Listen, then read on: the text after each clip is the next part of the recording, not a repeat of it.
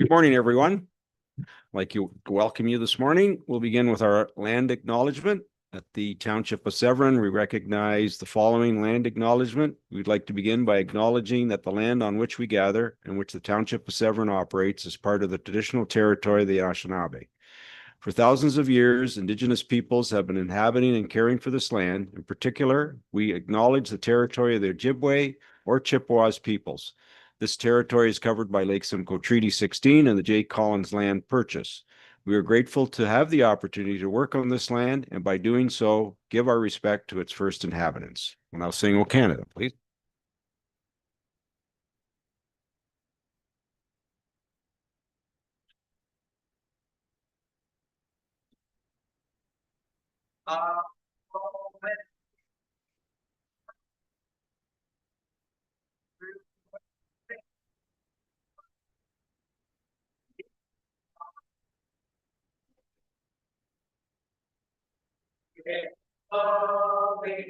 Sweet sea, cross the to North strong and free. From one we stand on guard for thee.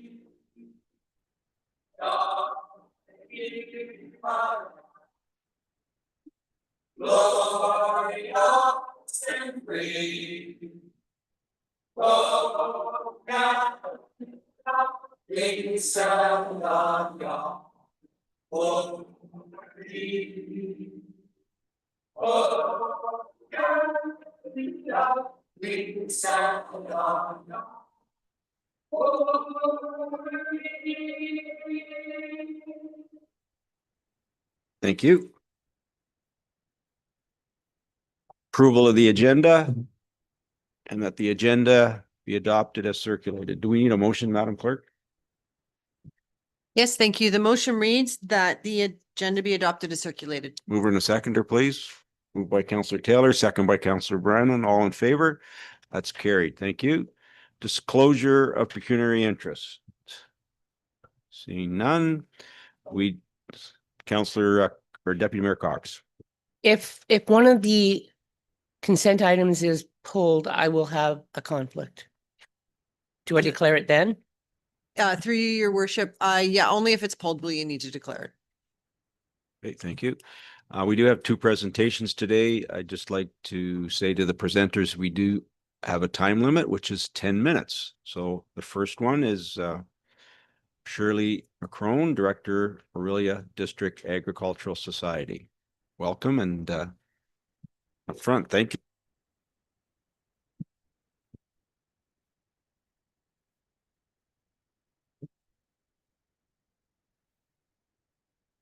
Yes, good morning. Mayor Bouquet, Deputy Mayor Cox, and councillors and staff.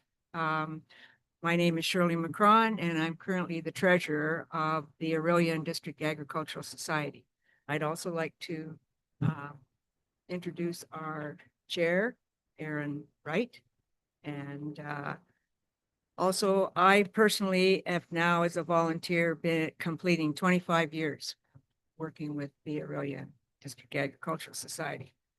Further to the information you received in the slides, which will be shown and were submitted as an overview of the Orillia District Agricultural Society. Over the last 6 years or so, we have expanded extensively and continue working to work on new opportunities for our premises. We have just completed 175 years in this area, and my talk will include a synopsis of our organization's history in Orillia and surrounding areas from the 1850s up to and including the 1960s, when we bought a farm and moved on to Fairgrounds Road, which is now in Severn.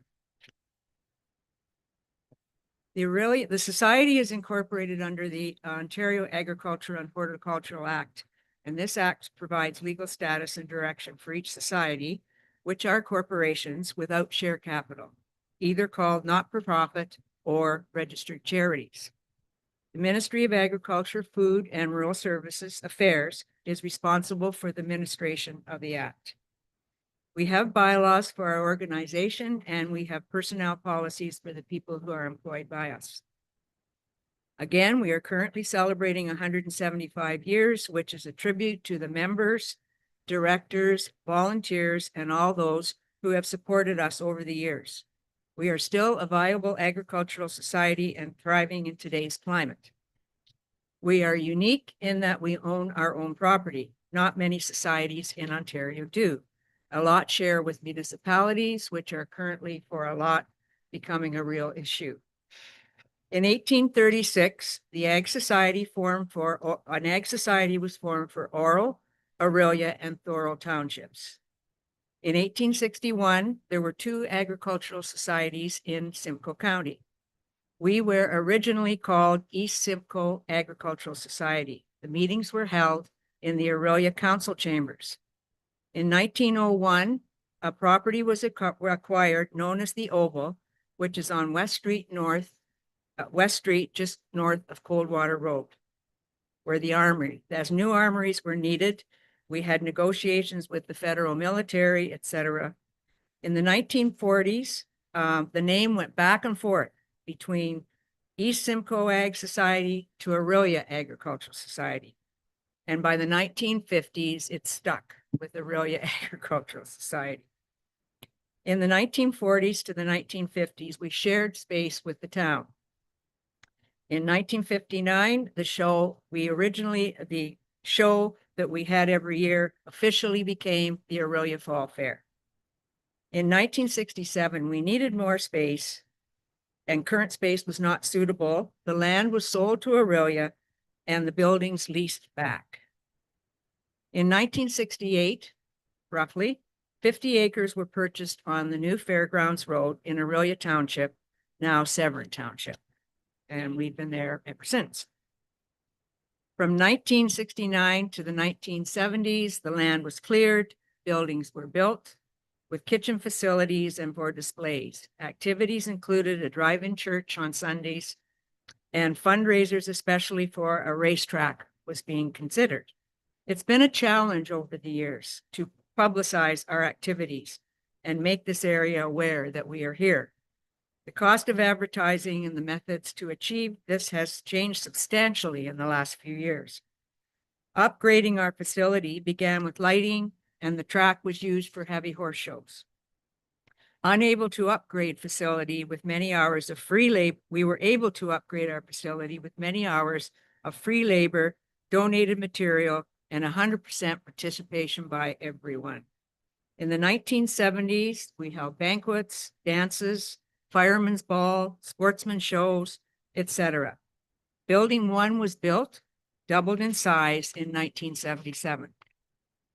In 1979, Otis Park became the new name for the Orillia Fairgrounds. In the 1980s, the cattle barn was completed and plans for which is now the roller rink developed, which is now a very functioning facility. Additions were built to include a kitchen facility at the rink. The building is a very successful asset to our facility and includes, in addition to skating, pickleball with the building available to and pickleball, and the building is available for rent for other activities. Just as a note, in 1981, our fair ambassador, Spring Lagarde, was crowned the Miss CNE ambassador, which was great for us. And one year, the RCMP musical ride came to the fair.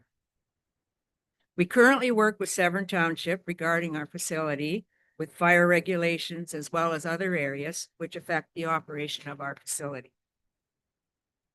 From the 1980s onward, Building 1, our main building, has been available for rental during the week, including 2 Probus groups, rug hooking, quilting, banquets, etc. Weekends used for dances, New Year's, Halloween, weddings, social functions, auctions, and many other events and activities. It also includes the Ontario government testing and training. We are finding as society changes, the events which are needed are changing as well. We now have cornhole in our main building, 3 nights a week and more, which has proven to be a very, very popular on nights, and pickleball, which is now a main event in the rink as well as the roller skating. We also provide rental space for sports groups which is badly needed in this area. We have rented our grounds for various events, which included over the years a dog show, rodeo, monster truck shows, as well as our farmers market, which is on every Saturday all year round. We also had a Halloween event during October over the last few years, as well as chainsaw competitions. We previously had a Winterfest event during the winter, but over the last few years, up until last year, the weather did not cooperate. During COVID, we had to shut down over a period of time, which had a heavy impact on our operation. We were able to access government assistance, which helped us through. We were able to open the roller rink during certain times with very limited access, but people were very glad to get back. Our buildings and premises have been here on Fairgrounds Road for over 50 years and are now in need of updating. Over the last few years, we've had to obtain funding for a new roof on Building 1, a new floor in the roller rink, fix the lighting on the property, updating our furnaces, and it goes on and on. Our board of directors is constantly challenged as we plan our future and try for grants to help us with our plans as we handle matters regarding current codes. Our facility is now open the majority of the time with bookings for both Building 1 and the roller rink. Just the fall fair. This year's fair is to be held in October, the first weekend in October, and that's going to be our week for now for various reasons. We now have been able to obtain a midway, which was big and a very important activity. We are one of the oldest fairs in Ontario, and it constantly is a challenge to bring forth new ideas and events. This year, some of the activities include the tractor pull, demo derby, cattle shows, horse pull, and even a car show, which they had on Friday night, which was popular. Again, we are always looking for volunteers for all our activities and events. And our office is open every day from 10 a.m. to 3:30 to get information. Thank you for this opportunity to come and give you a little bit of our history. And if you have any questions, we'd be happy to answer them. Thank you very much, Shirley, and thank you to you and all your colleagues for the work that you do. It's amazing. The pies, when are they coming back? Because if they are, I want 24 of them, please. They're not coming back. Come on. No, we ran into problems with getting volunteers to come and make them So because you needed a lot of people, right? but we do have apple crisp. Yes. And we do have, it is a pie base with a crumble top. Okay, who's making the apple crisp? I highly recommend it. Okay, I'll be over. Thank you. Yes. Now, any, Yeah, I'll send you a notice. Okay. Phil will be the goal. Oh, yeah, I'm Saturday's volunteer, so, but I will give you personalized attention via email. Thank you very much. Thank you. the others, anybody else have a? Yeah, I would just like to say I've had the pleasure of working with these two wonderful individuals. I've actually been to Shirley's house and you should see what her husband does with antique phones. Absolutely amazing. He's a retired fireman with a real talent. Unbelievable stuff. And air meters and I used to have gas pumps till I told him he couldn't get them anymore because they were too heavy. Anyway, these are two of the hardest working people I've ever met. I thank you for your presentation today. Deputy Mayor Cox. I'd just like to thank you also. It's a lot of work for volunteers and I know how hard it is. And I know that fair and the fairgrounds have been there for my life. And I think it's wonderful the work you do and all the people who before you put in their heart and soul into it. So thank you very much. So just the pickleball and that, like how well used is the pickle? Big, that is huge. And the cornhole? Ball and the cornhole is huge. There's a tournament coming. Oh, is there? Pickleball. I think they're ranked 22 hours. a week. Oh, nice. Cornhole is Tuesday, Wednesday, Thursday, plus the regional tournaments, and we actually just got granted the bid for nationals in August. which is Isn't a that 5-day nice? event. Great. So we'll look all over in our area, so we're just like super excited about that. Nice, nice. How many volunteers are now helping out? Do we know? Not Like- very- It depends on the event. You get volunteers for the event. We have about roughly different. 18 to 20 on our board right now, and every board member is really involved. you know, Nice, nice. Much, but then we look for volunteers for different events, so. Well, thank you very much. It is a lot of work and volunteers are tough to come by, but thank you It's for everything that getting you do. worse. Yeah, it is getting worse. Deputy Mayor Cox. So do you advertise your events on our calendar here at the township? You have? Okay. Yeah. Yeah, would you? Because that regional tournament might be something that we Yeah. could put out for you. Okay, Absolutely. thank you. Great. Any other questions? Yeah, but Coun- just may, one of the board members, Mr. Eddington is, he heads up the pickleball stuff and, his knowledge of demand and markets is beyond. I met with him for an hour last month. Oh, it's And, huge. and it's massive. There are currently at ODS, we have on a regular basis, there are 300 playing members every week. We could triple that if we had the space and time. And this is considering the new private facility that's going in Orillia there near the police station, the facility in Barrie, facilities in Oral, and on and on. The demand is it's huge. And there are some very high people that are highly involved in the organization at regional and national levels, living in and near our community. It's a big deal. Thank you very much. Any other comments? Have a great day. Thank you. Thank you for coming. Okay, moving on. I guess we must be on Zoom. Oumar. Oh, sorry. We need a motion to just accept the delegation. Motion, please, Madam Clerk. Thank you. It's just a motion to accept the delegation from Moved Otis by Park Gail. and then it be received for information. Moved by Councillor Brennan, second by Deputy Mayor Cox. All in favor? That's carried. Moving on to the next presentation. I don't know if I've said his name right. Oumar El-Aina, Vice President of Student Affairs, Ontario Medical Students Association. Funding request. Welcome. Good morning, Mayor Burkett. Yeah, thank you. It's Oumar, but the U confuses everybody, so it's okay. It's a pleasure to see the rest of council, and it's a pleasure just to be here. Thank you for accepting the delegation. As you mentioned, I am a delegate from the Ontario Medical Student Association. I'm a second-year medical student over at Queen's University. A little far away, which is why we're here from Zoom, but it's nice to be here nonetheless. And we'll be presenting today the medical wellness retreat that'll be ongoing in the township of Severn. I think we can go to the next slide. So the Ontario Medical Student Association is effectively the parent or daughter of the OMA, which is the Ontario Medical Association. We've been around for quite some time and we represent over 4,000 medical students. We do a variety of things, whether it's services for medical students, events, programming, research, really anything that betters the medical student community in Ontario, really just to help further everyone's career goals for the future doctors that we serve.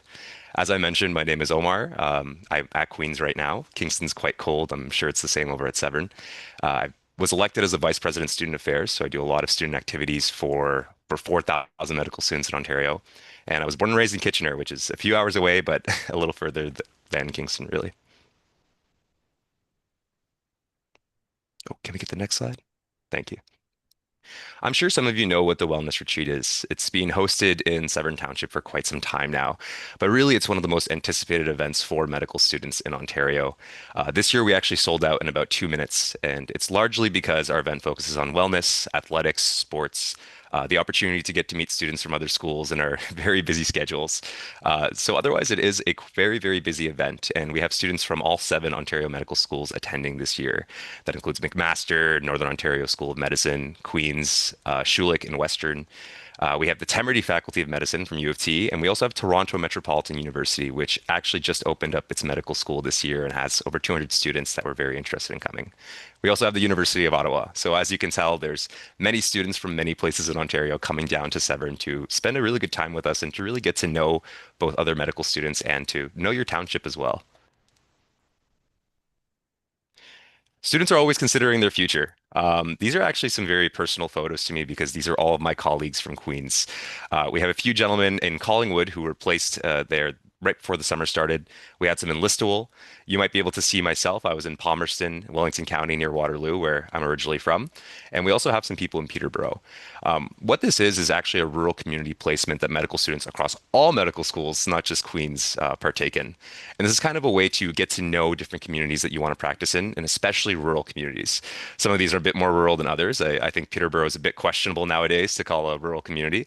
But it's really a good opportunity for medical students to kind of understand where they want to be when it comes to their practice and what they want to do.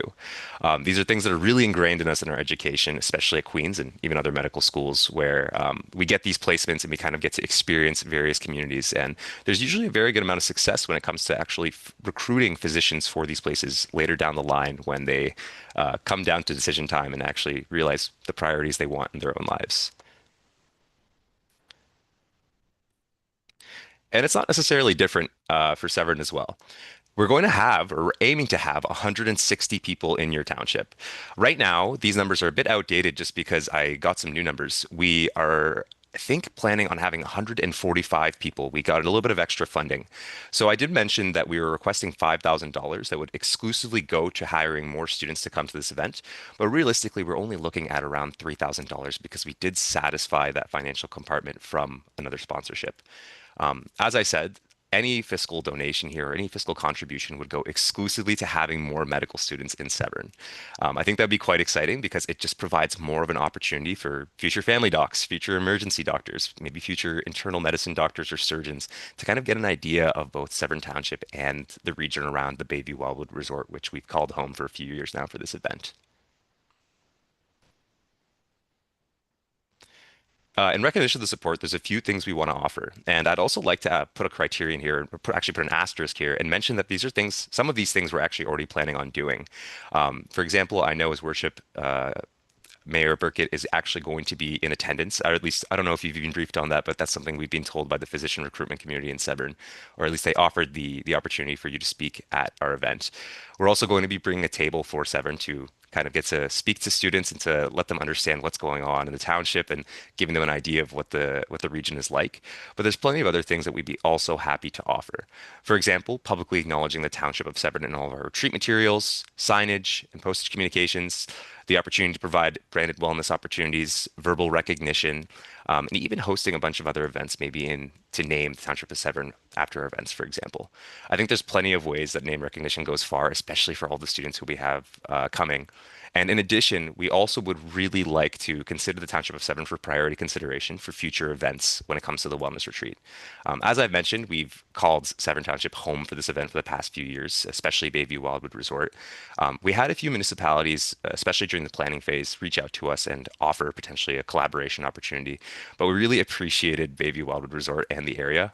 It was absolutely beautiful, especially I think Sparrow Lake, which it's based on. We really called it home and we thought it was very comfortable and we didn't necessarily want to go anywhere else. But we do think it's a great opportunity both to have more students in attendance and also for, again, many more students to get to know the area and potentially call it home one day as future doctors. Besides that, these are just some photos from the wellness retreat in the past few years, but I wanted to again extend a very deep thank you on behalf of the entire Ontario Medical Student Association just for the opportunity to talk to you guys, and I'd be happy to take any questions or comments now. Thank you, Oumar. Very well done. Members of council, any comments? Councillor Minnings. Thank you, through the chair. Thank you, Oumar, for your presentation on behalf of the association. I have a question for you. Does your association also hold events for students in the non-winter months? Thank you for the question, Councillor Minnings. We host a variety of events. Typically, we host a wellness retreat in February, just given the timeline of when students are in school. In the summertime, people are doing research or traveling, kind of just trying to get the last little bit of free time they have before they commit to a full-time career. But we do host a variety of other events. For example, we have the Provincial Day of Action, which happens in April. We have research events in the fall. To have an event of this large capacity, though, only really occurs in February. And this is actually our flagship event.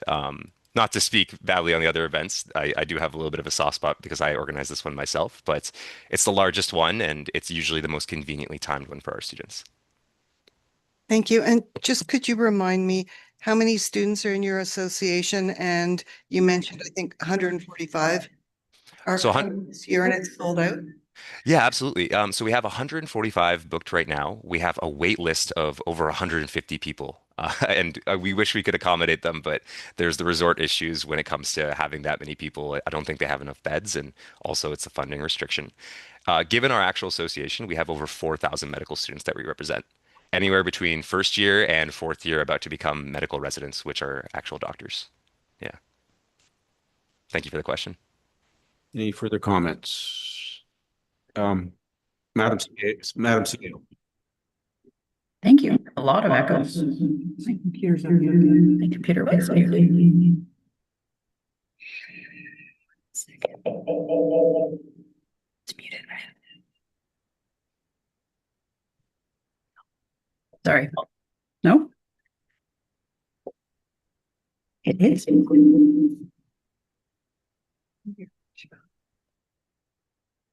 Okay, try again. All right, that sounds better.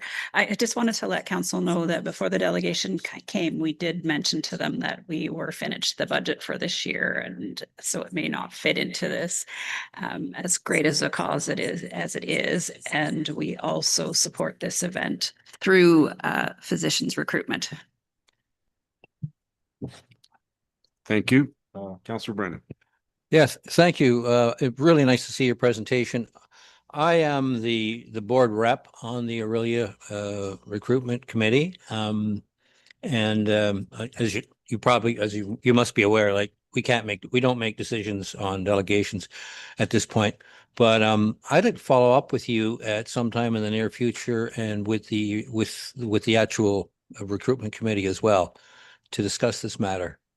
But yeah, great presentation, first class. Thank you. No, I appreciate it. And absolutely, the Physician Recruitment Committee has been so helpful in helping us plan this both this year and last year. I believe I forget the name, but there's some donuts that are very popular in Severn that they routinely offer that our students are happy with. I'm not sure if anyone knows what they are, but Mariposa Market, most likely. Cowboy Donuts. Okay, any further comments? Thank you very much, Oumar. Have a great day. Great presentation, as was stated. Thank you, and have a great day yourselves. Cheers. So the motion will be that the delegation from Oumar, El-Aina, I cannot pronounce your last name, my apologies. Vice President Student Affairs for the Ontario Medical Student Association, OMSA, regarding the funding request be received for information and no action taken. Mover and a seconder, moved by Councillor Brennan, second by Councillor Minnings. All in favor? That's carried. Thank you.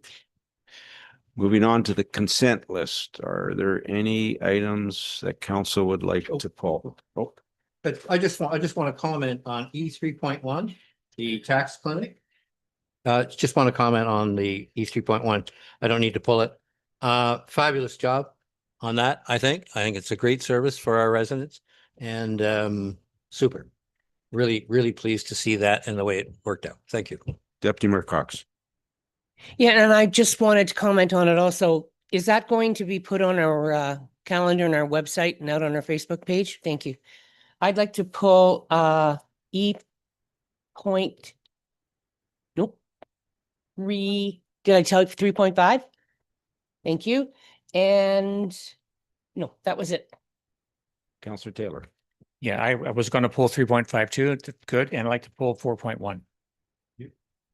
Any others? So it's 3.5 and 4.1, Madam Clerk. Thank you. Do we have a motion for the remainder?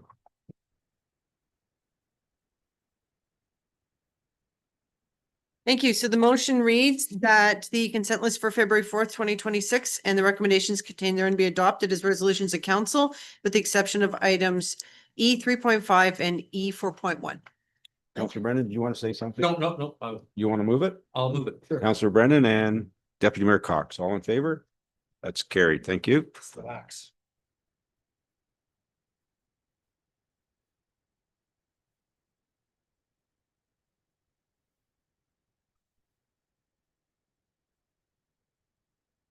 I believe before we do that, we need a motion to resolve in a committee of the whole. mover and a seconder, please. Moved by Councillor Taylor, second by Councillor Brennan. All in favor? That's carried. Thank you. Thank you. So I'll be chairing the committee of the whole, and we have one item and the items that were pulled from the consent agenda in this portion of the meeting. So at this time, I would like to ask Colt Newman, the manager of capital projects, to come and present the administration report number A26005 Gateway Welcome Signage.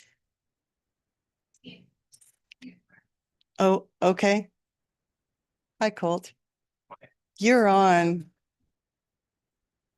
Just take a moment. Thank you. And maybe while Colt's getting set up, I can just do a quick introduction. So this was brought forward at a prior meeting by Deputy Mayor Cox that asked that the sign item be brought back to a future meeting for discussion when the approval for the other two general ever signed contracts were awarded. So the motion was split and this matter was brought back. So you'll see a report before you today with three options. I'll leave it to Colt to go over them in a minute once he's set up. So basically there's the existing option that was approved, which is the original option 3.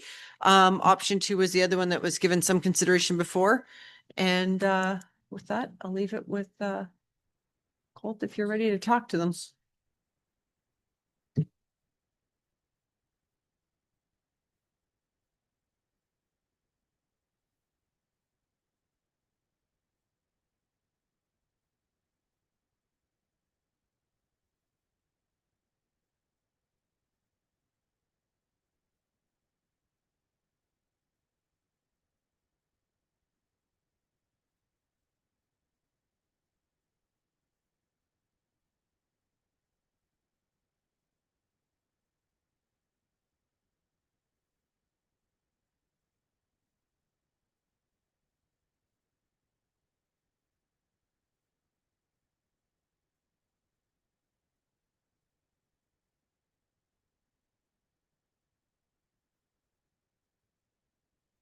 Morning, Council. Sorry for that. So, yeah, back in December, we brought a report. Allison talked about that, the signage implementation strategy. We were directed to bring a report back on comparing the gateway signage and potentially reverting to one of the original concepts that we brought forward. We were projecting a little bit over the 112.5 that was originally what we had authorization for to do that concept 3. Now we've had approval already at location 1 and location 2, which is the Highway 11 northbound by Huronia Road past the Sundial and Highway 12 west past Moonstone Road before you would head into Coldwater. They've been approved by the MTO already, but we still have no approval on locations 3, 4, and 5. I've provided some cost projections here. So if we stick with concept 3 and we do all 5, we're looking at about 117,500 to complete those.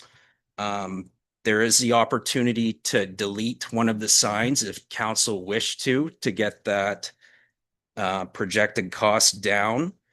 So option 1 is approval to go up to our budget of 122.5. Our second option is to keep concept 3 and to reduce the number of signs. And then option 3 would require a full reconsideration, and that would be to revert to the concept 2 that that we had, and we provided the forecasting there. We'd be looking at about 84,700 to complete all 5 under that concept, and that does include an additional 7,200 that we would have to complete in additional consulting fees. And I'd be happy to take any questions. Thank you very much, Colt, for your presentation. Judith, Member Cox. Okay, through the chair. So do you have to reapply to the MTO because you've got your spot? So you have to reapply? Through the chair, we will have to reapply, but I've had some new information come to me yesterday, actually, that the MTO has expired our other 3 applications that we previously had in. So we will be reapplying for the other concept as well. Okay, so I would like to recommend, or I'm going to speak to it, is I don't believe that we need a sign on Highway 12. And I missed this and I'm sorry. I believe that they should be on 400 and Highway 11. Those are the places they should be, because after where we're going to put the sign, you come down over a bridge and it says Township of Severn and a big blue sign. I think that what we need is notification on the main arterial roads so that people going by know. I'm pretty sure that most people know where Severn is. So I would like to go with the fact that we go down to 4 signs. And I'd like to go back to concept 2, because if you look at the weather we've got now, those other signs could be easily buried. You also have to go out, and I know it's not much, but it sits up higher. Orillia has theirs on Highway 411, and they pop right up and you see them. They're very similar. Well, not really similar, but they're kind of close to this, but they're up high and they sit there and there's no problem with snow blowing on them or anything else. So that is my interpretation, or what I believe that it would be a good idea, that we just go to 4 signs, go with option 2. We have to reapply anyway. So there you go. We could do that. And then maybe we will hear from MTO. Thank you. Okay. Did you want to respond to that? Sorry. Through the chair, I apologize. I don't think I have a response to that. No, and that's fine. I was just checking. Member Burkett and Member Taylor, please. Thank you through you, Madam Chair. Can we separate these and talk about the first one first, whether or not members want to go with concept 2 or 3, and then talk about whether we go with 4 or 5, Madam Chair? Just a suggestion, so we don't. Okay, members. Okay, let's do that then. So shall we just have a straw poll as to who wants concept 1?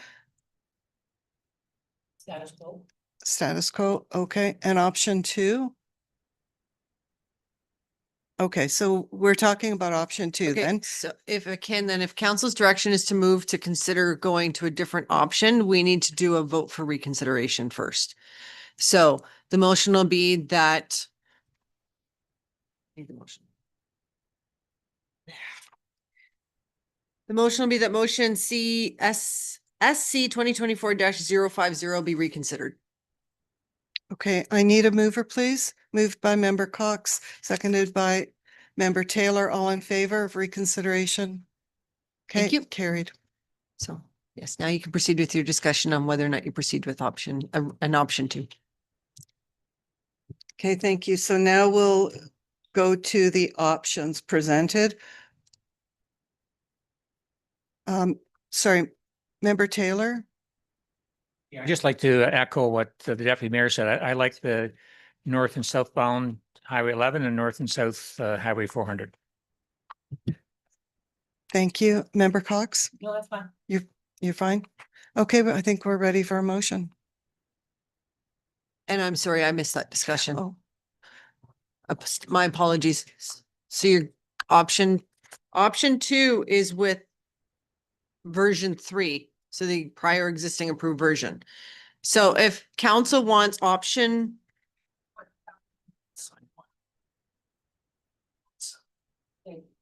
sorry, you'll need, if you could say that again with your microphone and then it'll pick up. My apologies, through the chair. I believe I understand that we will proceed with option 3, which is the full reconsideration to revert to concept 2, but we will be deleting location 1 on Highway 12 westbound. Yep. Yeah, that's our recommendation. And I'll give the clerk a moment to prepare a motion.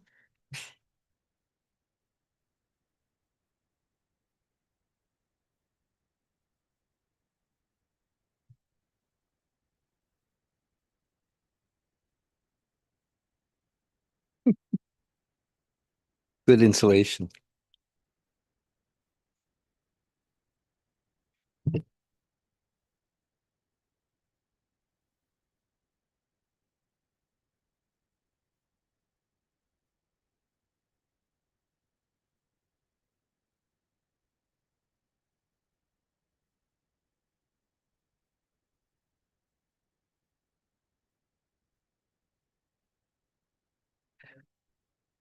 Hi, Member Cox has a question. So once this motion is passed, you have to reapply anyway to the MTO for licenses for the 4 signs. And then would it be, do you have any idea that if it would be this year or when it would be? Through the chair, I can't give a direct timeline. The MTO have been quite unresponsive. I've called them several times in the last week trying to get an answer on whether we would be able to just change our application or if we would have to reapply, and it goes to voicemail and I don't get a call back. I'm sorry. Hopefully this time they won't let it expire and let you know that it was going to expire. Thank you. So the motion reads that Administration Report 826-005 Gateway Welcome Signage be received and that option number 2 be approved and that location 1 be deleted from the sign locations. Thank you. Do I have a mover? Moved by Member Cox, seconded by Member Taylor. All in favor? And it's carried. Thank you. Thank you.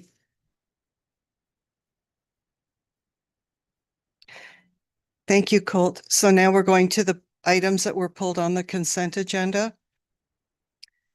Just switching to the agenda. So item number E 3.5, just need to pull it up on my screen here. Okay, so next up is item E 3.5 Recreation Report number R 26001 Westshore Recreation Facility Proposed Change. And I would call on Director Craig Belfry to present that report. Thank you, Madam Chair. This morning, I'd like to bring forward to you change in scope of the Westshore Recreation Complex. To give a history of where we're at, originally the plans for the Westshore Recreation Complex were starting to be designed around 2017. So we've been at this for about 10 years now, looking at different scenarios, different designs on the building, different size. And over that time, we've seen the cost double essentially and move up to around $15 million. We've gone through zero carbon design initiatives. We've applied for grants. We were rejected by the Community Sport and Recreation Infrastructure Fund. And as of 2 days ago, we were rejected by the Green and Inclusive Community Buildings Fund. So our funding options there have dried up on those grants, which is unfortunate. So back in before Christmas, back in the fall, I attended a symposium through the Ontario Recreation Facilities Association with a lot of the senior staff from around the province.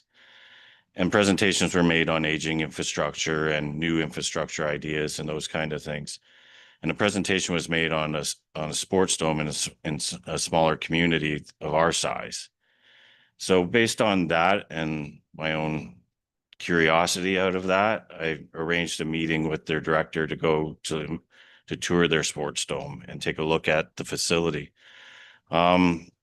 And looking at that size of the community and looking at other sizes of community, it dawned on us that maybe this is something that we can do here in Severn to accomplish the goals of what the original Westshore Recreation Facility was, and at a lower cost.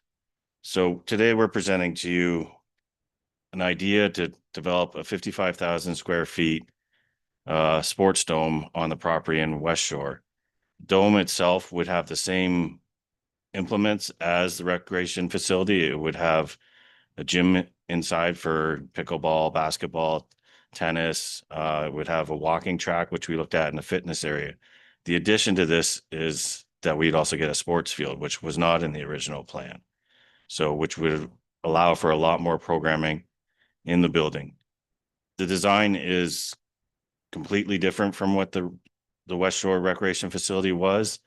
Those plans that we did, we wouldn't be able to use those moving forward just because the building is a completely different design. But within the design is still a building attached to the dome, which allows for community use for community rooms. We have change rooms, washroom facilities, front service counter.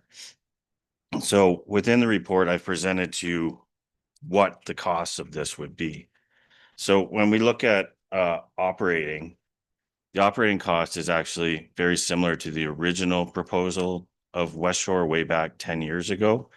The numbers I've given you here are based on an actual working facility right now from another municipality that I toured.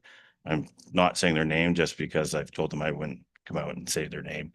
But so the numbers you see are what was provided to me, and looking at what our needs are, you see a budget that actually has a better revenue recovery than the original facility would, which is good to see. I think there's potential there for sponsorship of the building still, which can be put in, and that money can be directed over time to capital needs of the building or into the operating. That can be decided later. You see that the actual operating cost is about $451,000.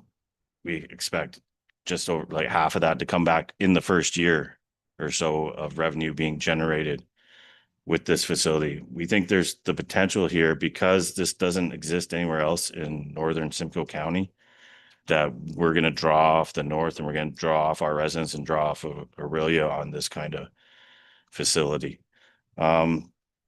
Moving into the capital components of it, you see that the structure itself is coming in at around $6 million at 55,000 square feet. So this is based on consultants that we reached out to, who gave us numbers to calculate everything on. Obviously, if you go bigger, the cost grows a little bit more, and your operational costs will grow more. But the turf costs are probably a bit high for that size, but we put that in. And then the field house building is around 2 million. That would depend on what we have. If I can get the clerk to pull up the pictures from the presentation. The actual the first attachment. So.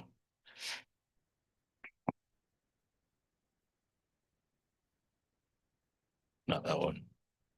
No, the pictures that are attached. Yeah, the Stafford one.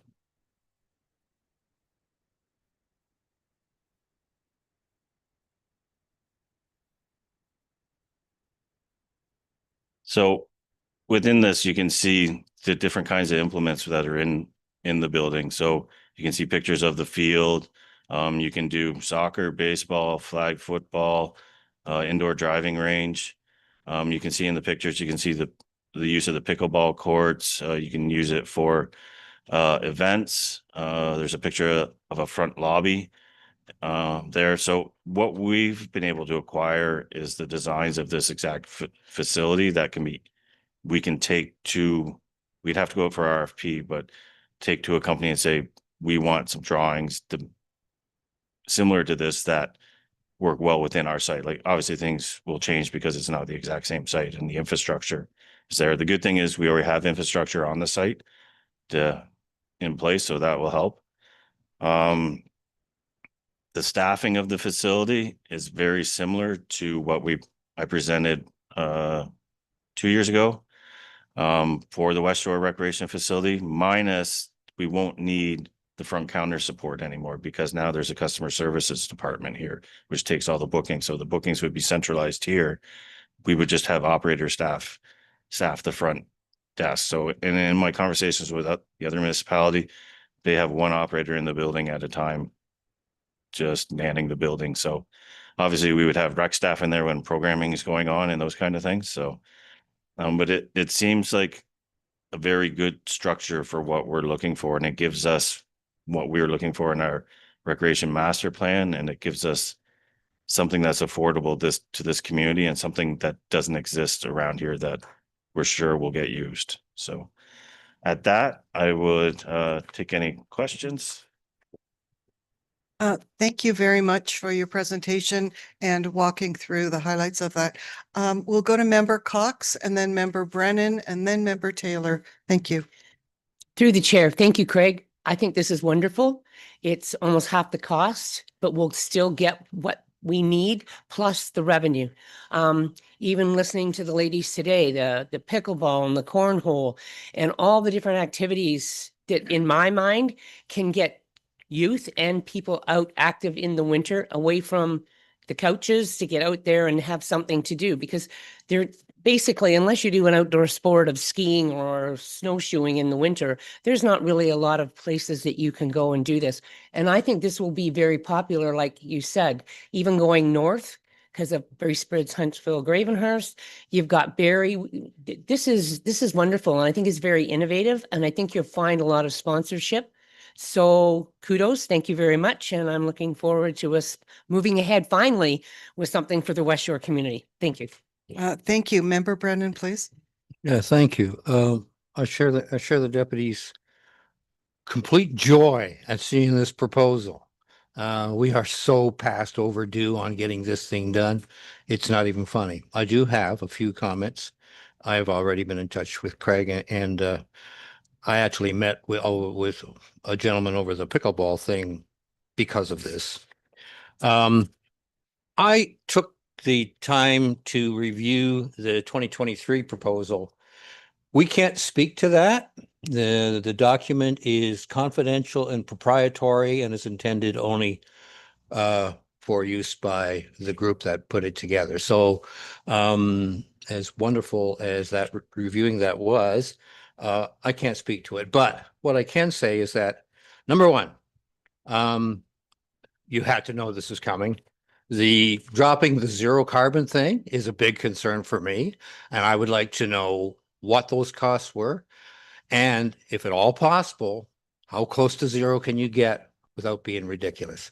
I'll be coming forward soon with a climate action plan, and it is entitled Zero Carbon. So I have in us trying to meet our climate goals, and if the costs are prohibitive, I get it. I want to know what that means. So I'd like to know that. Number two, this one is too small. We should be building one between 80 and 100,000 square feet. That'll allow for 20,000 square feet for pickleball. It'll allow for like two field situations. We are so close. Like, let's not do what the school boards do, like build a school and then put portables there the same day they're building the school. The demand is going to be huge. We know that Orillia is at capacity already in their $54 million facility. And if it's not that much more, and I believe it may only be, I don't know, another $750 million for that, that's, an affordable house is $700,000. For God's sakes, let's get it right. I did have an opportunity during Roma I tried to talk to people who have domes. And Perry Sound recently had one they're very happy with. They had a little rip situation they have to deal with, and the maintenance isn't out of the ordinary. I guess the pressure was lowered on their dome, and there was some sports equipment that tore a hole in it. But maintenance is maintenance, so it's not a big deal. So and of course we're aware of other facilities in Durham and Barry and so forth that are really, really servicing the community. So it's not just pickleball. Soccer facilities are sadly lacking in the area, and this facility like this can attract more tourism as well, and will service an area, and it will, you mentioned it, from Bracebridge right down to Barry. There's a gap, and you're going to fill that gap with this fabulous proposal. So I also think we could talk to local construction companies and see what we can do in terms of, I mean, they got to make a buck, don't get me wrong, but the brick and mortar part of this building is something that can be local. We know that the dome itself, they're built in Guelph, they're Canadian. So like, to me, this has all the pluses and the timing is right on the money. That's it. Thanks. Thank you. I'm going to go to Director Belfry for response and then to the CEO.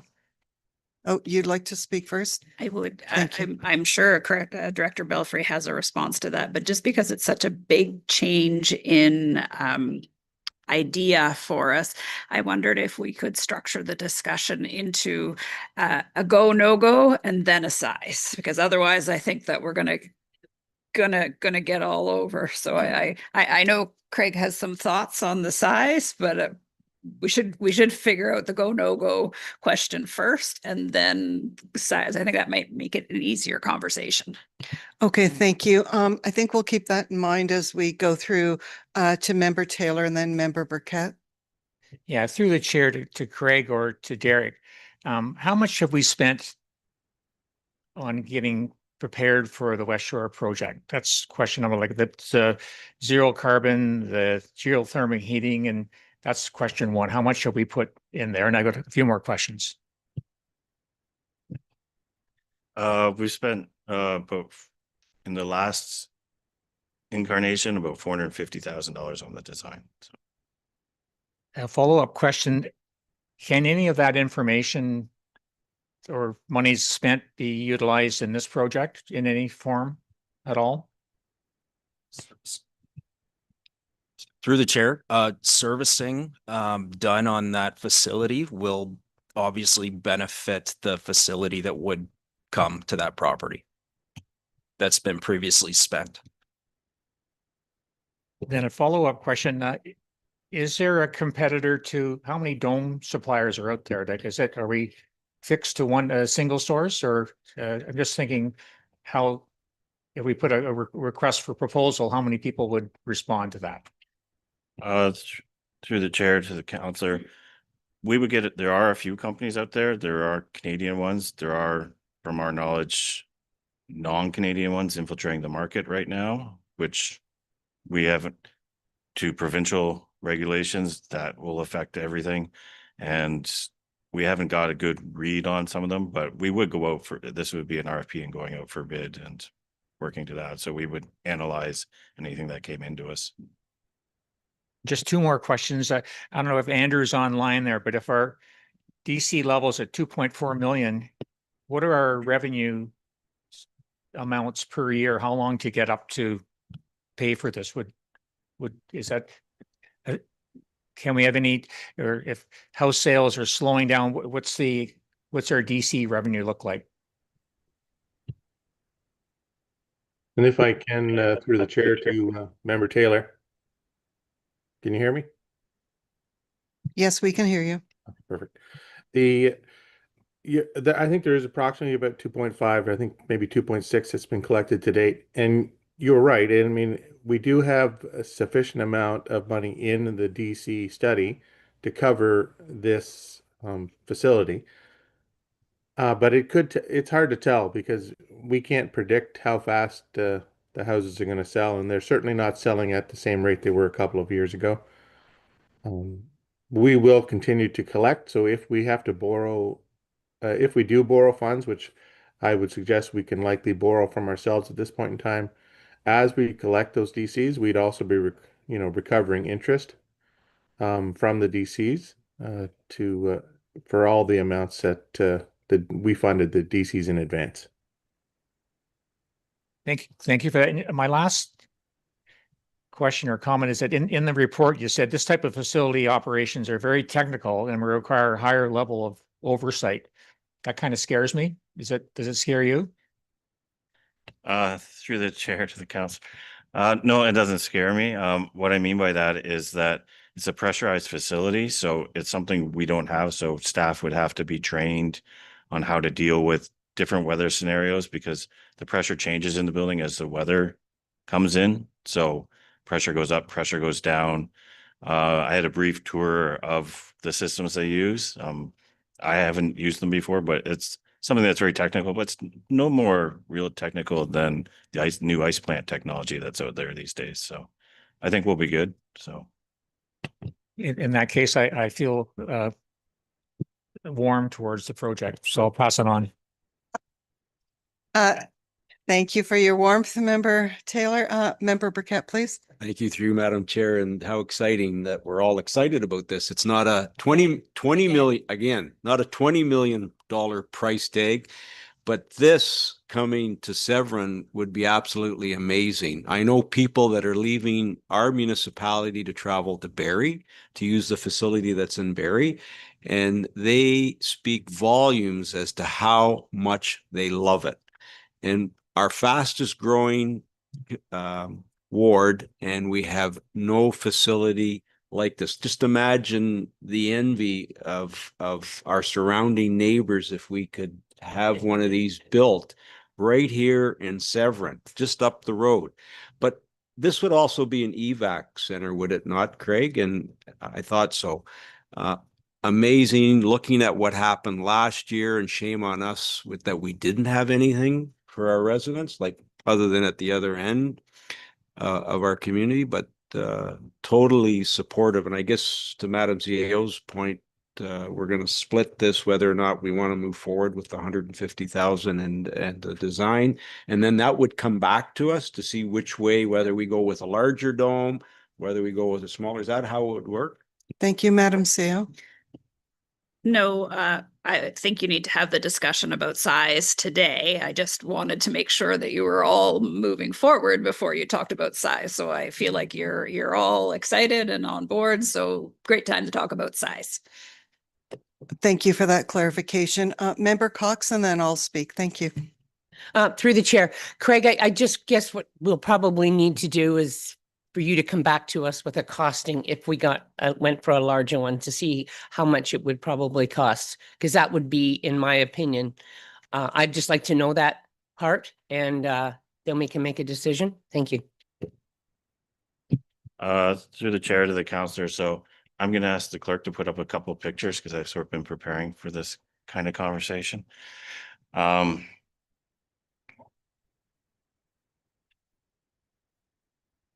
So there you see the site, and on there in that incarnation is a 55,000 square foot dome. So it's a little different. Like you can see the gray area where the Westshore rec facility was going to go. Obviously, this is over twice the size of that facility. So having to change the angling of it would have to happen. We've already invested, thanks to Derek, he's let me know about $2 million in site infrastructure into there. So minor changes to some of the water and wastewater items that have gone into the park, and the layout of that would probably be required, but we don't expect a lot. So within this concept, you still see there's the soccer field, the playground.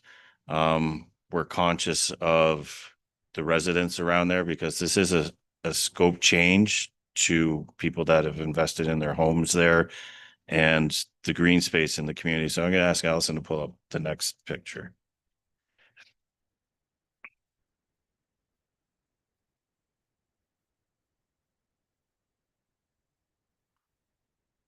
So here you see about an 88,000 square foot dome. So it is large, and I understand what council's saying, and we're not set on 55,000 square feet. We could look at possibly going 60,000 square feet, 65,000.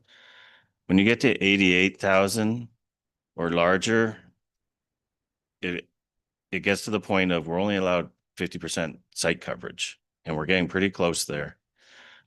There's also going to be fencing around this structure that needs to be taken into account for security reasons around the HVAC units and the blowers and those kind of things, and the structure itself, so people aren't poking holes in it. We have to be conscious of the setbacks for the development that's coming on the north side. We didn't spin it because we don't want to be up against the residences. We don't want the parking lot very close to them because of the lighting. That we would get complaints on that. This kind of structure also takes away a lot of the green space to the park, which is the only green space in that area for that community. So we're conscious of that. I think 60, 65 is okay. Like, I think we would be fine doing that too, and maintaining the green space for future use or future development. Like, if you look at this as an overall large recreation complex, maybe one day we have a soccer field right now, maybe some other implements come on the outside around the facility at some point. But I'm a little hesitant to give a recommendation to take away that much green space within the community. Like, I understand what the councillor is saying about going large and wanting to not build too small. Any costs that we go up, like knowing to go up to 88,000 square feet would add to the dome probably another 700,000.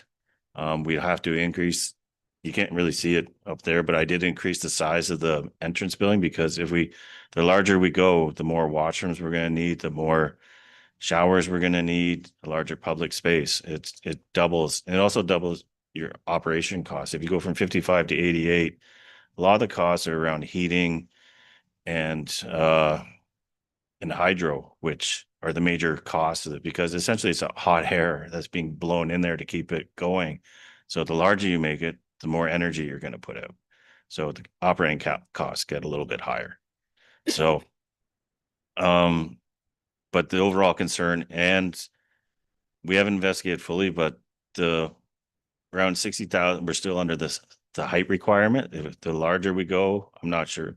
They could probably design it at a lower height, but we can't really go over 45 feet high. So, and also we have to be a little conscious of what this looks like in the park. Like a long white dome might not what the people want to look at, who obviously we have to do tree planting and that's still in the park, but it's still large and taking up pretty close to half the park. So those are the kind of things we have to be aware of. So.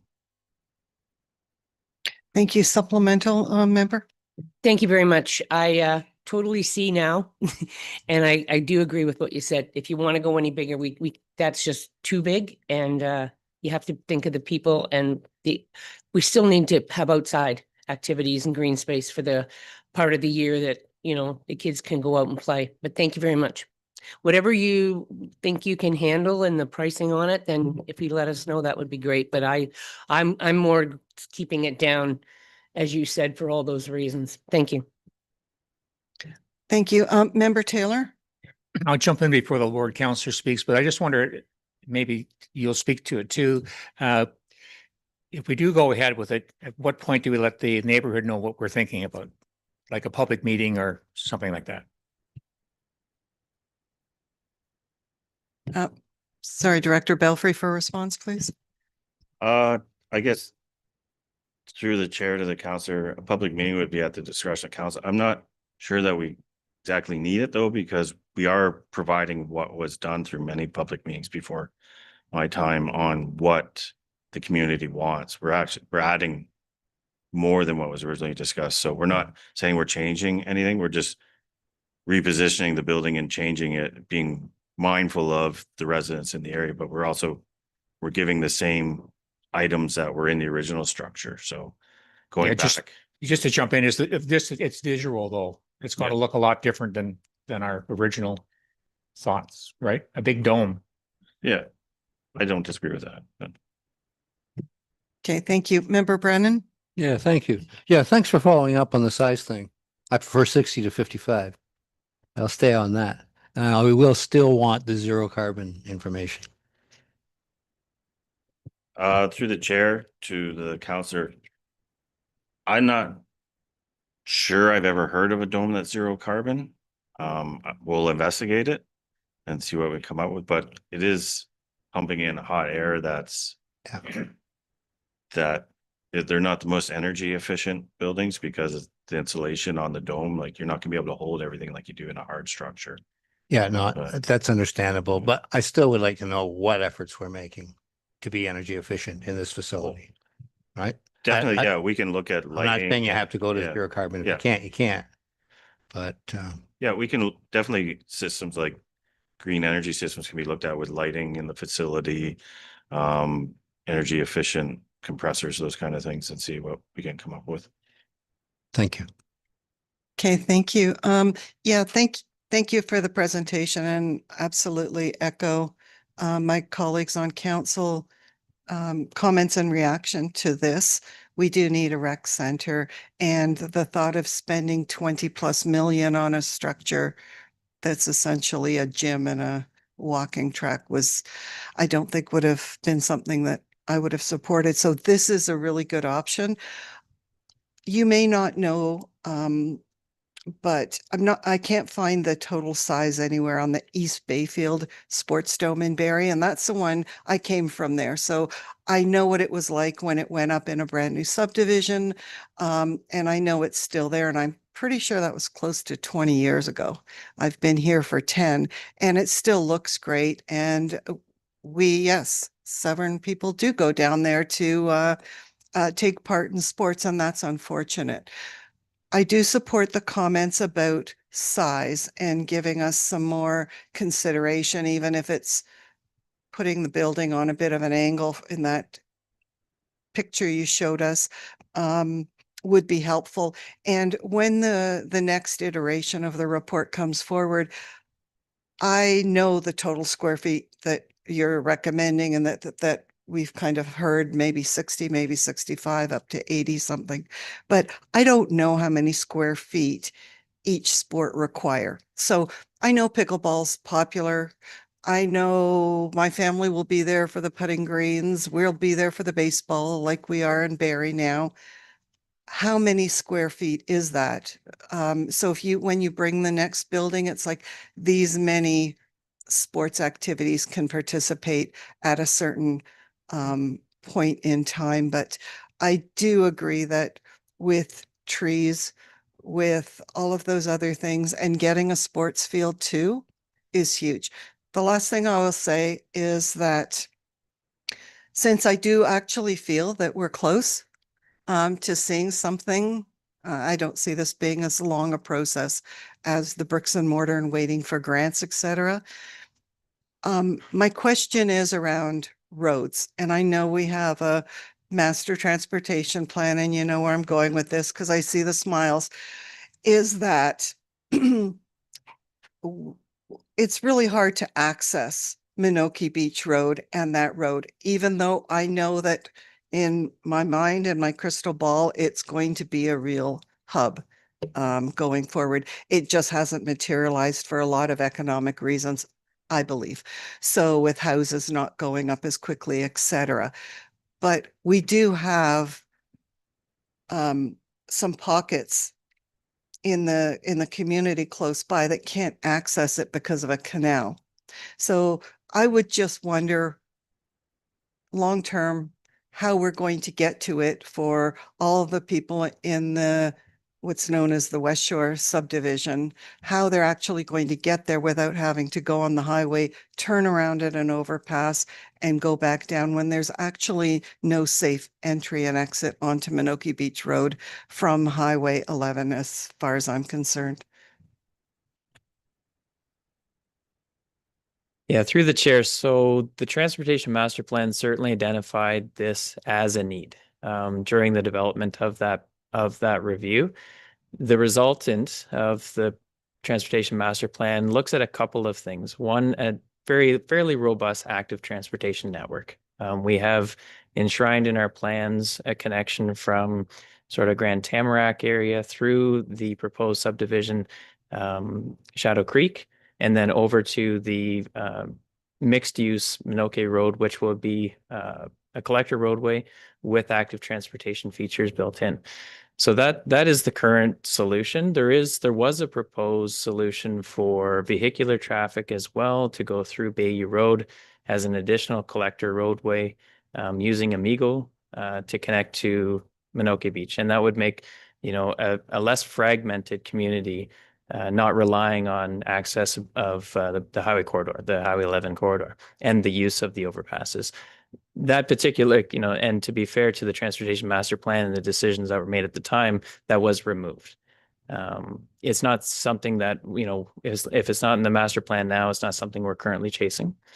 We are only chasing the items that are in the master plan, which are to develop, a stronger corridor, active transportation to sort of the Grand Tamarack area, but as well as we also have a design in 2026 and was in 2025 as well to be released for the developing of the details associated with extending like just a wider platform, better active transportation features for Minoki Beach Road right from Cooch Ave all the way up to the highway. And then also a fairly decent link to Archery Drive with a paved shoulder, right? So there's a couple of features that we already have, moved on, but that bridge connecting the community is not something we have. Thank you for that. And I appreciate that context with the Recreation Master Plan. Can you remind me, that plan goes until 2035, is that correct? Okay, yes.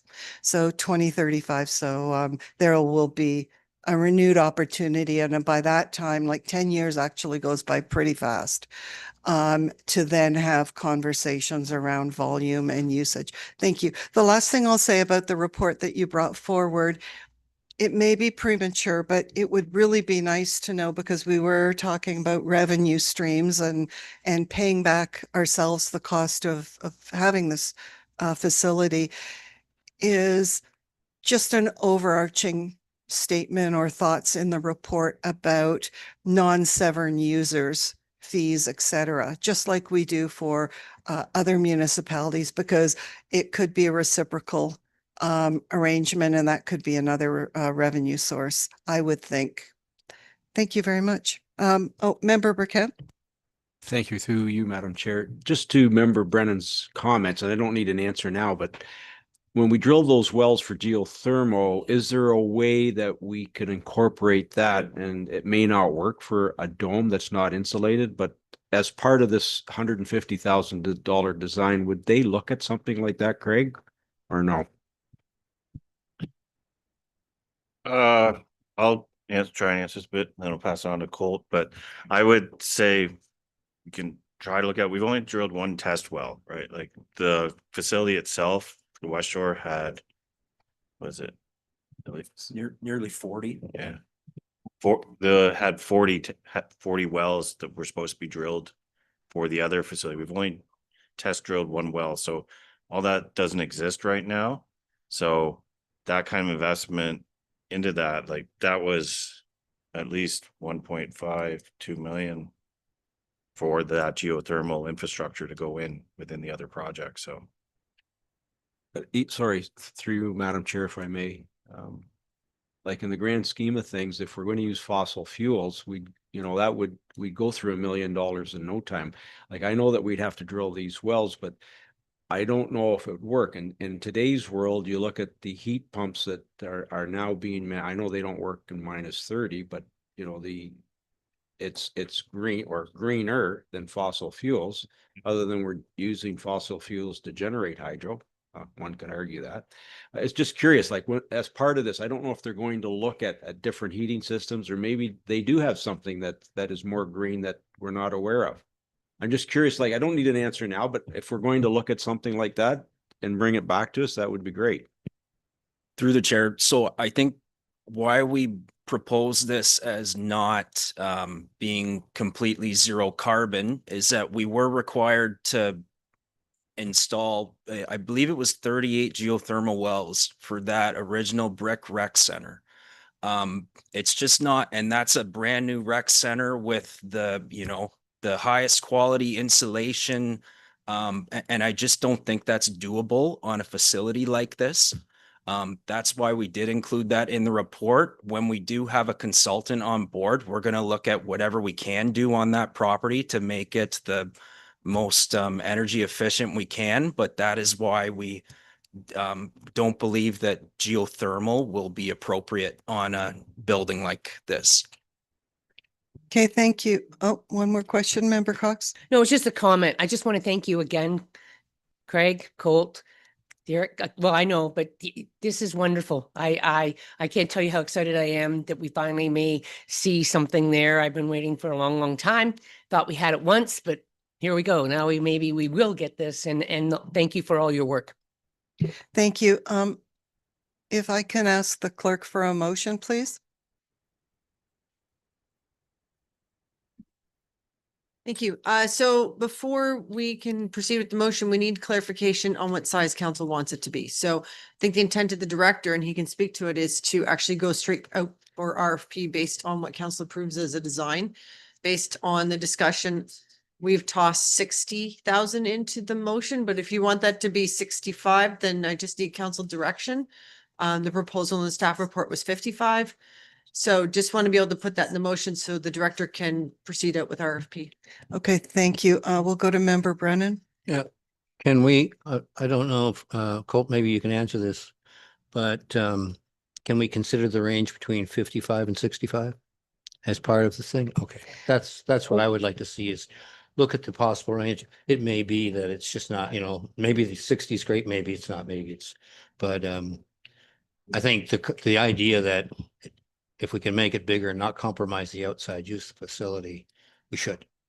Thank So you. that's what I'd like to see. Thank you. Yeah, thank you. And I see some heads nodding. As large as you can. We do agree that the 80 is too big. But if an extra 5 or 10,000 square feet makes sense, and then once we know what that could include as far as sports fields and facilities, it'll make it easier for us. So thank you. Okay.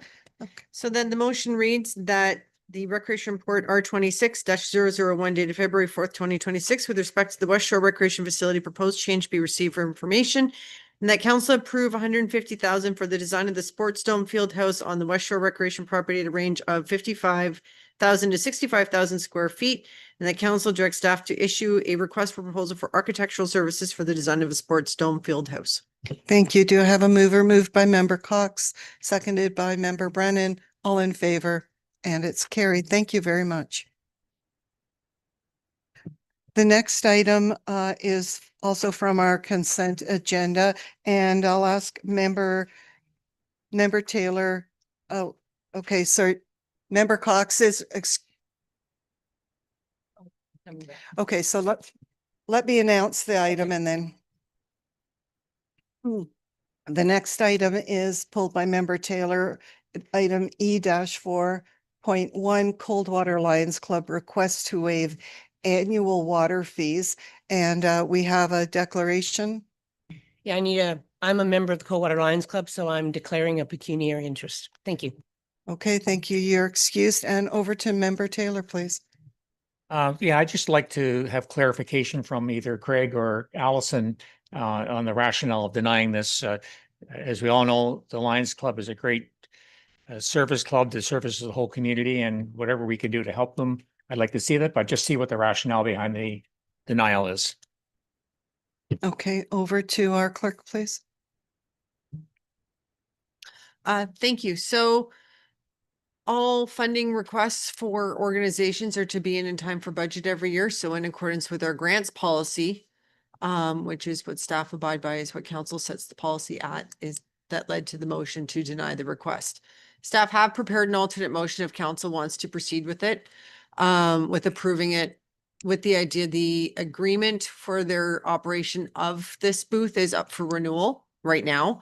So what we would do is cover that off in the renewal of any future agreement. So if council did want to approve it, then we would just also include the clause that any future consideration be dealt with as part of the agreement renewal. So we'd add a new clause into the agreement dealing with the water for this facility. I would still probably because it'll be a change to the agreement, it'll come back to council for approval. It's not just a straight renewal of an existing agreement, which staff do have delegated authority to proceed with.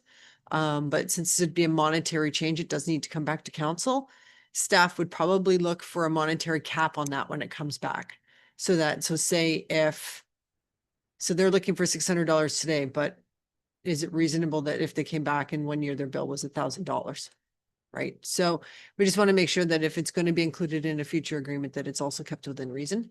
But staff did come prepared, but the justification is that they do know of the grant application process. They did submit a grant application, did receive funding this year, and then submitted this after the fact. So if it was an organization we'd never heard from before, I probably wouldn't have put forward the motion that it be denied. But this is an organization that is very familiar with our annual grants process. Thank you. Subsequent. Yeah, I'd like through the chair, I like what Allison's saying there. If it can come back to council and have a look at it, I would go with that. Member Burkett. Thank you through you, Madam Chair. So just clarity. So if it has to come back for an agreement, is the waiving of the water fee going to be part of that agreement that they need to renew? Through you, Madam Chair. So staff would, in the motion would be that a one-time approval be given at this point in time, so we have time to report back to council on the go forward. So it would be a one-time approval now. I mean, staff's happy to wait until that report comes back.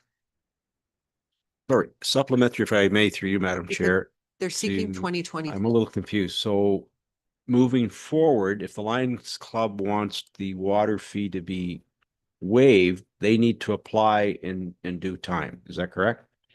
Through you, Madam Chair. So right now they are seeking $600 to waive the bill for 2016 going forward. So 2026, apologies, I'm in the wrong year apparently. For 2026 going forward, their agreement lapsed at the end of last year. So we can completely wait and staff can report back on a proposed agreement that would include consideration of their water bill into that agreement going forward, rather than dealing them as a one-off request that comes forward to council. That said, I do want to note to council that for other organizations at grants, such as some of our other cold water associations, those are dealt with through the annual grants process where we pay for their taxes or their insurance. So is it appropriate that they be denied, be required to come through grants in the future? This is a council service level request conversation. I'm in favor of waiving it now. Like what the Lions Club does, not only like for our village, the volunteers that are there that are in, day out are always doing. I know there are other organizations, but this one again is unique and they give back everything that they take in. It's not like they keep it for themselves. They give back everything. So I would be in favor of waiving the 600. Okay, Member Brennan. Yeah, the Lions Club does great work. You know, we had an earlier presentation asking for money, and to me, you've got to apply the same logic to everyone in my mind. We've already considered the Lions Club, you know, and there are other we have that other process to do it. What you're asking here is for the taxpayer to pick up the $600 bill. And I don't know, I don't have a ward that's got water issues like Coldwater does, but I can tell you people are pretty upset as it is with scaling cost. And plus the costs are going to change. They're going to go up.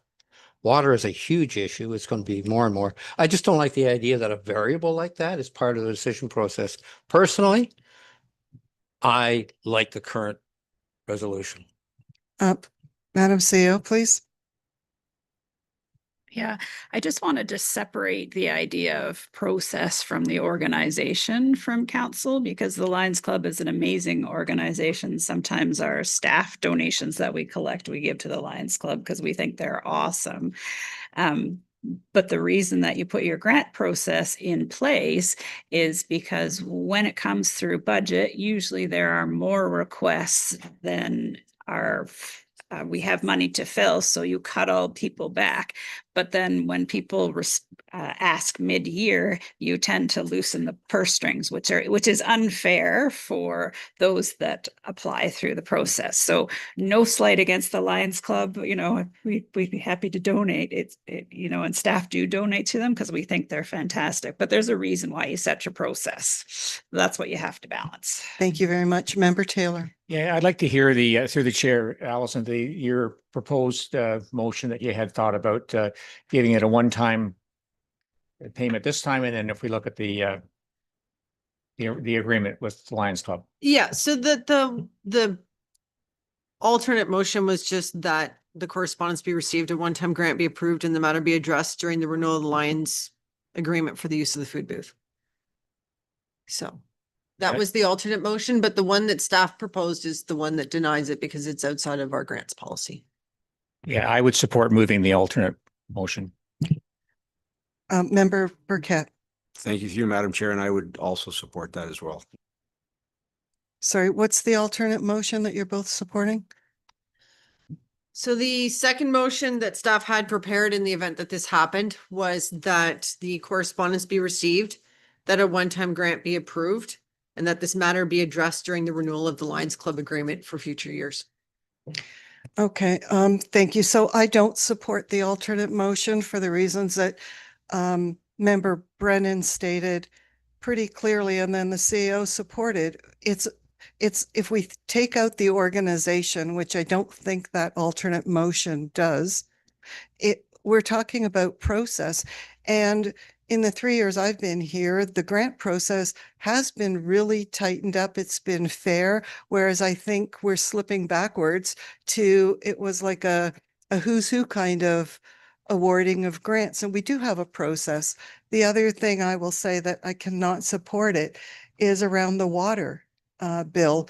Water bills have come here for about that amount as overages, and there have been comments made by council that we've said that say the taxpayer should not be picking up water bills for any reason. So I would like to see this not covered this year. They missed the deadline. The process is coming up in September, and they're free to apply for whatever they want at that time. But I do not believe that we should be making an exception. And I don't feel that by making that decision, we're going to in any way hurt this club or this event.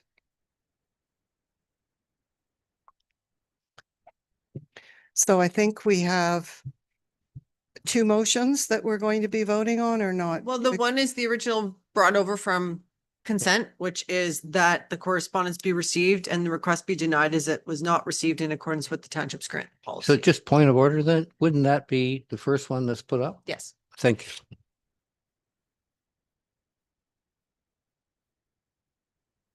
Mhm.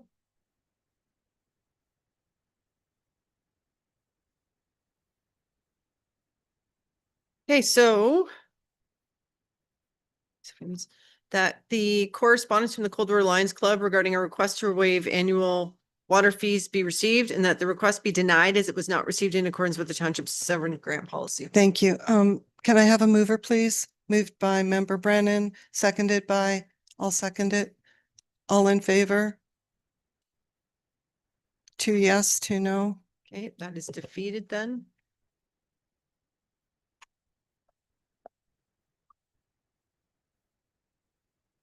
Okay. The second motion then is that the correspondence from the Coldwater Lions Club regarding a request to waive rent annual water fees be received and that a one-time grant be approved and that this matter be addressed during the next renewal of the Lions Club agreement for use of the food booth. Okay, may I have a mover? Moved by member Burkett, seconded by member Taylor. All in favor? That motion is lost as well. Okay, 2 lost motions. So what happens with this letter? Curious. It would be received for information. Thank you. And as a result, their request will be no action taken. Thank you very much. That's it for the agenda. Member Taylor? Just a follow up through Allison, when the agreement is coming up, that's going to happen this year. And I was waiting for today's discussion before I initiated that. And will this be mentioned in the agreement, the water?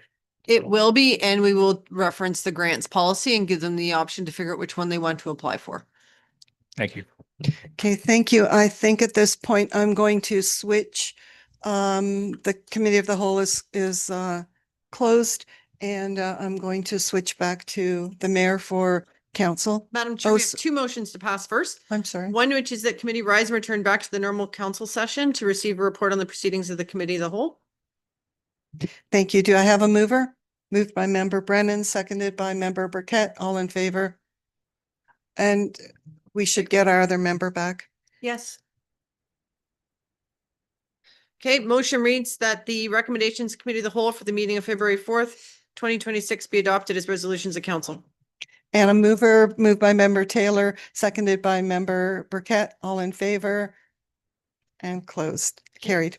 Mayor, your meeting again? Thank you. Moving on, we have no notices of motion. Is this where we speak to our perspective? Okay, where do you like to start? We'll start with Councillor Minutes. Any updates? Thank you. So I do have one update for council, and that will be for International Women's Day. There's an event that the Westshore Events Committee is actually, no, sorry. It's the Cumberland Beach Ratepayers Association is going to be putting on. We'll be loading it onto the Severn Township calendar. It's going to be on Sunday, March the 8th.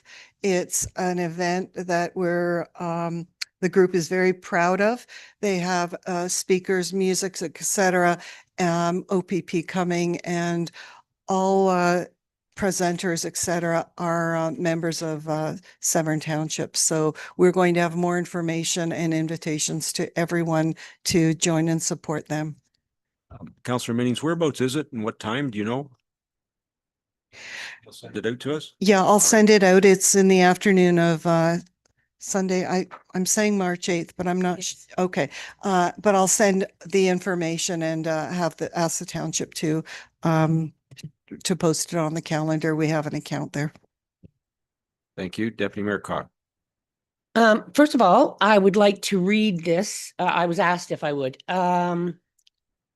I would like to thank the staff of Township of Severn for their generous donation in the amount of $703 and the kind words of support for the impact that our Coldwater Legion has, not only for our veterans and members, but for the community and surrounding area. Very much appreciated. The members of the Legion asked me if I would please let the staff know.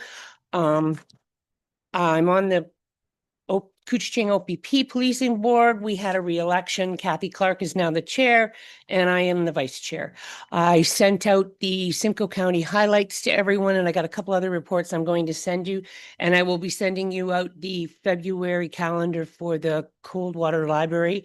Lots of events on. Thank you. Councillor Brennan. Yes, thank you, Mayor. I don't think I have to give much in the way of updates. You guys, I think a lot of you were at the chamber dinner, and I'm sure got updated there very well. I, again, this year will be on the advocacy committee. So they basically have the main board one meeting and then the advocacy meeting the second month. So it alternates. And I'll be attending both meetings. We did have a great session on tariffs, and I think I made you guys aware of that. It was interesting to say the least. Otis, you've just had an update. I'm not going to speak to that. The dates for all their activities for the year have been supplied to our communications people, and hopefully between us and them, we will promote this thing for local tourism purposes. Recruitment, you had a good update from our fine young student there today. And I know that Jim and I will be attending that event representing Severn at the end of this month. Finally, Climate Caucus, I sent you out an email this morning with the latest that's going on there. We have meetings coming up for both Climate Caucus and for the subcommittee on information, disinformation management, and I'll update you accordingly. Most of that I do through the email. Thank you. Councillor Taylor. Yeah, just an update from Severn Sound that we're down to 7 members, but we're going to survive and life goes on. I attended a pre-budget consultation meeting in Barrie with Joel Dunlop was there, our member of parliament, as was Doug Downey. It was well attended, but there were only 2 mayors there. I can't remember what I asked for now. I know Madam CEO wrote something for me and I can't remember now. I'm sorry. Infrastructure dollar. That's right, infrastructure, but there was something else that I was going to speak to. Anyways, I attended that the chamber, and I want to thank you, member or Councillor Brennan, for attending Orillia. We didn't go. I knew that we couldn't speak, but thank you very much for being there. And I see that no decision is going to be made this year because it's an election year. No decision on compensation. Forward with the Yeah, annexation? that's expected in the spring. The decision on annexation will be this spring. May is the expected date that I heard them say. But any discussions on compensation can't be held this year according to what their planner said. It has to happen in 2027. That's just what they said publicly. I haven't checked out whether that's true or not. I imagine it is. Yeah, I also on last Friday attended another presentation. We received $48,000 to the fire department, as did others over in Tiny Township. I attended that as well. So how do they annex and not give us anything or talk about anything till next term? Like it should all be done at once. Madam CEO, can you enlighten me? Thank you. Maybe through the Me chair. too. I think they're finalizing their planning decisions on their land needs, but it wouldn't be an official. So they're deciding what they want, but it wouldn't be an official annexation until the annexation process starts. Yes, and I'm not sure the rationale. It might tie into lame duck, like if there's financials. That was the rationale provided. Yeah, that makes some sense. They can't spend unbudgeted money once they're lame duck, so. I suppose a requirement. Or acquire land. That is correct. That's it. Okay, Madam Susan. I'm not on the Yep. agenda anymore, but I'm going to take the minutes since you just to tell you about the Severn Connects. Apparently, you can't hear me. I'm sorry I'm doing that, but I've had people tell me they can't hear you. So I'm known to be quiet. They say never to confuse my quiet voice with having nothing to say. It's two different things. But I just wanted to bring your attention to the Severn Connects initiative that the Customer Service Department has put together. So they're doing a road show in Washago and Coldwater end of the month and first of the month, and they've paired up with other departments so people can come. And it goes till I think 6:30, so people can come after work, and we're excited to see if that captures the residents' interest to give them another option. So it was a great new initiative to enhance our customer service. I just want to say thank you to Trish and all her staff. Like that's a great program. Get our residents involved. Like this is what we do. This is what we have to offer. Let's hear back how we can make it better. I think it's wonderful. So thank you. Any further comments? Clerk, no closed sessions, bylaws. Thank you. The motion reads that bylaws 2026-08 through 2026-10 inclusive are hereby passed. Mover and a seconder, please. Moved by Councillor Minnings, second by Deputy Mayor Cox. All in favor? That's carried. Confirmation bylaw and adjournment, all in one. Thank you. Yeah, just that bylaw 2026-11 is hereby passed. Mover and a seconder, please. Moved by Councillor Brennan, second by Councillor Taylor. Deputy Mayor Cox, go ahead. sorry, I just had a question. It's I don't know if it's called technical or whatever it is. So on the consent list, the council meeting minutes. So this is just a question, and maybe it's the wrong time to ask, but I'm going to ask it anyway. You can tell me. If I was away for a meeting and I wanted to speak to something, I was under the opinion that once we had this meeting, this was all passed, but now these minutes are here. Could I pull to speak to something? So I'm a little confused. Through you, Mr. Mayor, if council member wanted to pull something from the council minutes, it would have to be request for reconsideration. It can be done, but it's a request for reconsideration. It's Okay, thank different you. than when it was a committee and you just pull the item That's because right. it hadn't been approved. I just needed that clarified because Yeah. I was sure that once we did this, it was done and the staff could go ahead and do what they had to do. Thank you for Yep. clarifying that. Mover and a seconder, please. Moved by Councillor Brennan, second by Deputy Mayor Cox. All in favor? That is carried. So we did the adjournment, and we have to do an adjournment now?